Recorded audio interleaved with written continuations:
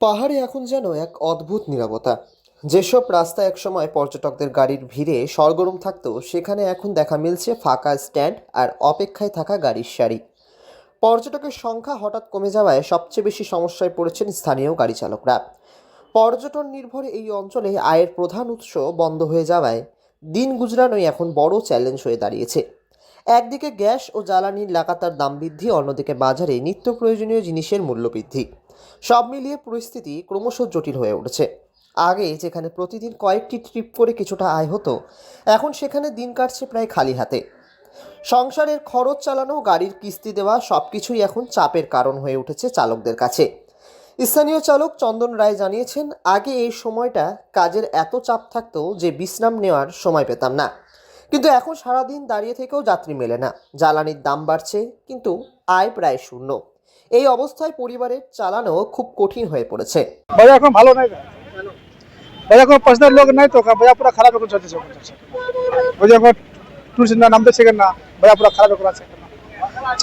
চার পাঁচ জন পার্সোনালি যাচ্ছে, তেল দাম উঠছে না, এখানে হাওয়া উঠে যাচ্ছে গ্যাস জন্য, এই জন্য সবগুলো হাওয়া উঠছে, তো ওই জন্য পার্সোনাল নাই তো। অন্যদিকে মোহাম্মদ হাকিমের কথায় উঠে এসেছে আরও গভীর উদ্বেগ। তিনি বলেন, পর্যটক না আসায় আমাদের পুরো কাজটাই বন্ধ হয়ে গেছে। তার উপর বাজারে সব কিছুর দাম বেড়েই চলেছে। সামনে নির্বাচন থাকায় অনেকেই ভ্রমণে আসতে চাইছেন না। এই পরিস্থিতি যদি চলতেই থাকে, তাহলে আমাদের মতো ছোট চালকদের বাঁচা দায় হয়ে যাবে। हम लोग का सीजन लगने वाला था, तो कभी इधर का लफड़ा कभी इधर का लफड़ा, तो इधर उधर मोटा मोटी हो रहा है। टूरिस्ट जा रहा है, गाड़ी रोज जा रहा है, आ रहा है। लोग का भी बस ऐसा ही है। अब तो अभी सबको वही हो रहा है ना कि किसी को डर लग रहा है कि मिलेगा कि नहीं मिलेगा।